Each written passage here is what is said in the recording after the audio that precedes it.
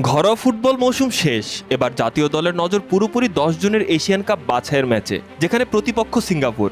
সেই লক্ষ্যে শুক্রবার থেকে ক্যাম্প শুরু করেছে বাংলাদেশ। 26 জনের দলের নির্ধারিত সময়ে ক্যাম্পে যোগ দিয়েছেন 24 জন। ইংল্যান্ড থেকে হামজা চৌধুরী আসবেন 2 জুন, আর কানাডা থেকে সুমিত সোম 4 জুন সকালে যোগ দিবেন দলে। সিঙ্গাপুর ম্যাচের আগে 4 জুন বাংলাদেশ মুখোমুখি হবে ভুটানের। যদিও ম্যাচটি প্রীতি, তবে কোচ হাভিয়ার কাবরেরা এটিকে দেখছেন গুরুত্বপূর্ণ প্রস্তুতি হিসাবেই। বহুদিন পর জাতীয় স্টেডিয়ামে আন্তর্জাতিক ম্যাচ ফিরেছে, তাই মাঠ ও পরিবেশের সঙ্গে মানিয়ে নেওয়ার এটি ভালো সুযোগ বলে মনে করছেন তিনি।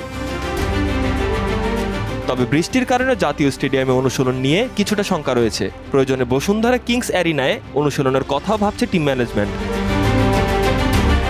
প্রতিপক্ষ সিঙ্গাপুর দল নিয়েও নজর রাখছেন কাবরেরা। জানালেন, কিছু পুরনো খেলোয়াড় ফিরিয়ে দলটি আরও শক্তিশালী হয়েছে। তবে অধিনায়ক জামাল ভুঁইয়া আত্মবিশ্বাসী। প্রথমে ভুটান, এরপর সিঙ্গাপুরকে হারিয়েই বাছাইয়ের শুরুটা করতে চান তিনি।